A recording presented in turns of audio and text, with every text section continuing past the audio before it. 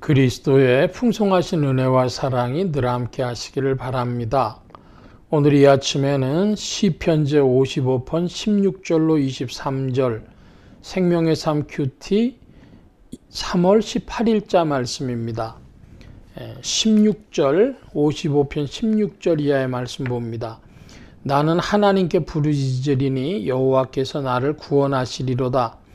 저녁과 아침과 정오에 내가 근심하여 탄식하리니 여호와께서 내 소리를 들으시리로다. 17절까지의 말씀을 보면 16절에 하나님께 부르짖는다고 했는데 이것이 기도가 되겠습니다. 그래서 시간이 저녁과 아침과 정오라고 했는데 그 구약의 유대인들은 하루에 7번씩 기도하는 법이 있었습니다. 자신들의 규례로 그와 같이 한 것이죠. 그래서 이제 아침 6시에 그들은 하루가 시작되어지는 것인데 우리는 밤 12시를 기준으로 날이 바뀌지 않습니까?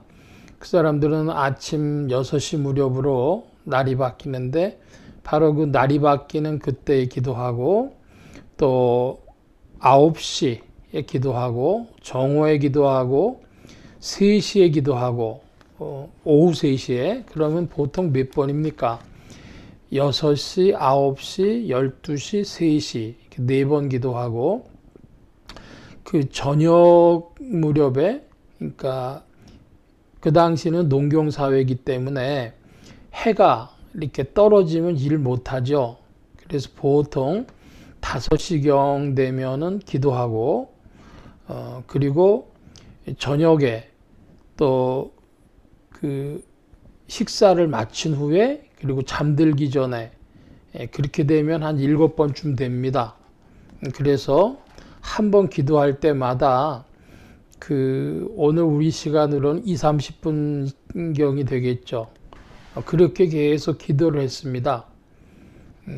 그래서 그 자기들이 그 기도 시간을 가지고 하는데 그런 전통은 중세 수도원에서도 많이 이어졌거든요. 그래서 그 3시간에 한 번씩 기도할 때에 기도하는 시간이 보통 10분 혹은 이제 30분 뭐 이런 정도 선에서 계속 기도가 됐던 겁니다.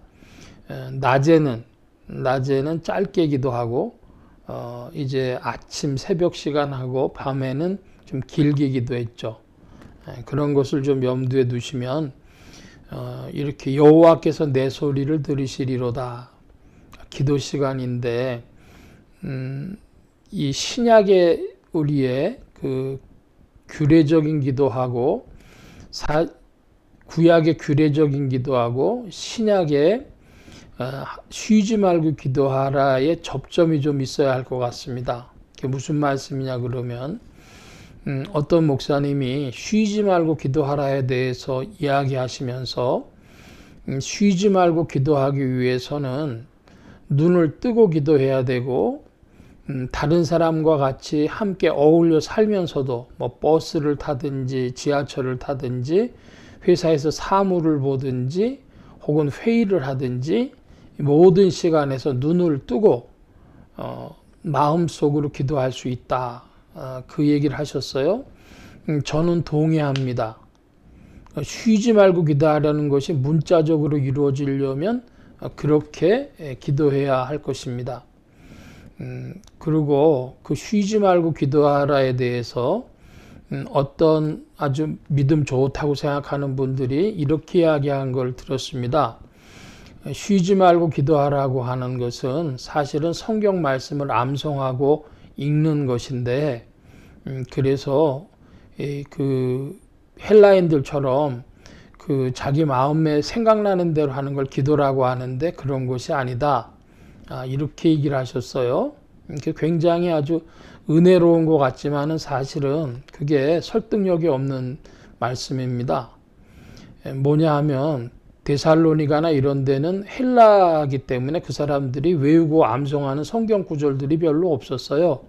유대인들이 아닌 그리스인 헬라인들이었습니다. 그러니까 쉬지 말고 기도하라고 그 헬라인들에게 촉구한 사도 바울의 그 뜻을 그 당시 사람들이 어떻게 알아들었겠느냐 할 때는 그 기도하는 믿음, 그 믿음의 마음, 태도 이런 것을 강조했다고 할 때는 어떤 목사님이 눈을 뜨고 기도해야 한다는 말씀이 맞다.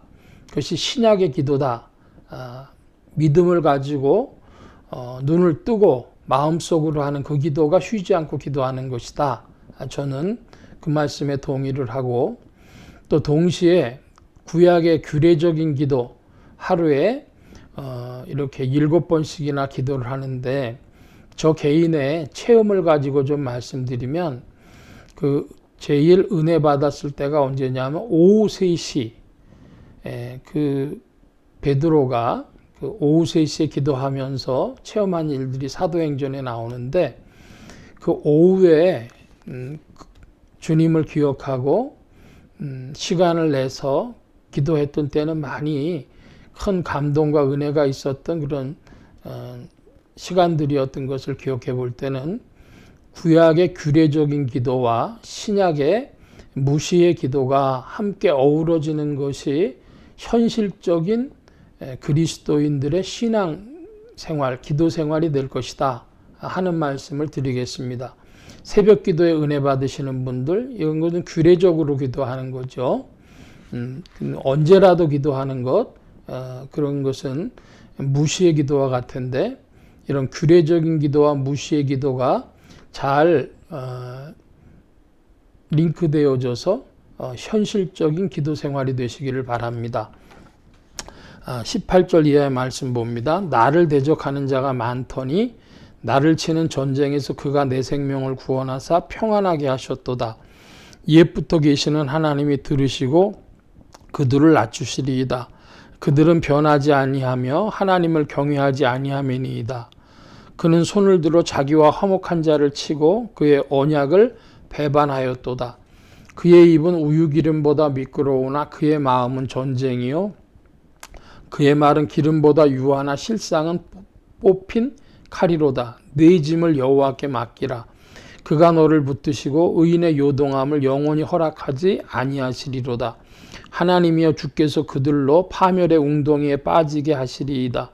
피를 흘리게 하며 속이는 자들은 그들의 날에 반도 살지 못할 것이나 나는 주를 의지하리이다.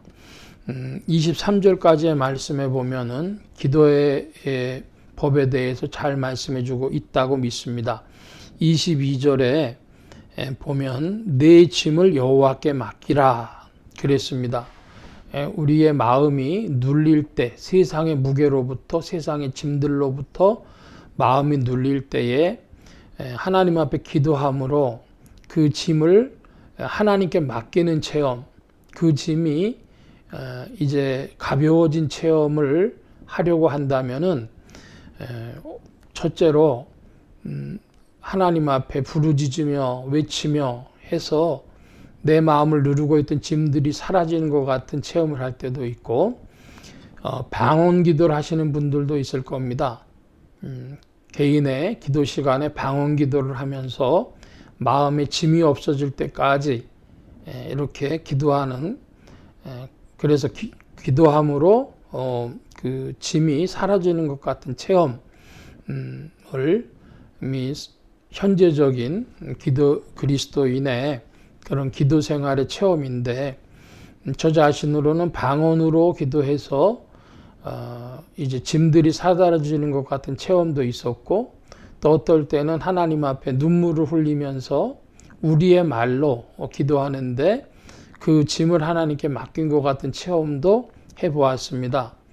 둘 다 하는데 짐이 사라지는 체험을 한 걸 볼 때는 말로 할 때는 어떨 때는 한참 기도해서 시간이 한참 많이 걸리고 30분, 1시간 이렇게 걸리면서 짐을 내려놓는 것 같은 때도 있고 그러나 방언 기도하면 5분, 10분만 해도 그 짐이 사라진 것 같을 때가 있습니다. 그런데 또 시간이 지나면 또 짐이 누르죠. 그런데 눈물로서 하나님 앞에 우리말로 기도했는데 그때는 그래서 하나님이 내 짐을 맡아주신 것 같다는 믿음이 왔을 때는 다시 기도하지 않아도 됐던 체험들이 있습니다. 그러니까 우리말로 하는 기도는 시간이 오래 걸릴 때도 있을 것 같으나 자기의 인격으로 기도하기 때문에 간절함과 눈물과 믿음으로 기도할 때에 하나님 앞에 짐을 맡기는 것과 같은 때도 있고, 또 방언의 기도를 할 때는 어떤 체험들을 또 할 때도 있으나 다시 계속해서 기도해야 될 것 같은 한계점도 있다. 뭐 이런 말씀을 좀 들어보겠습니다. 오늘 말씀은 기도가 주제가 되어졌는데요. 그러므로 규례적인 기도와 무시의 기도, 또 우리말 기도와 방언의 기도 다 좋은데 중요한 것은 믿음을 가지고 그리스도 예수의 이름을 높이며 기도하는 여러분의 기도 생활이 되시길 바랍니다. 오늘 말씀 여기까지 봅니다. 기도합니다. 만복의 그릇 되신 하나님 함께해 주셔서 우리에게 기도 생활을 가르쳐 주시고 기도를 통하여 주님과 더욱 깊이 연합되어지며 주님의 은혜를 찬미하도록 이끌어 주시옵소서. 성령 안에서 지도하시고 인도해 주실 줄 믿사옵고 생 주심 의지하올 때 감사하며 예수 그리스도의 이름으로 기도하옵나이다. 아멘.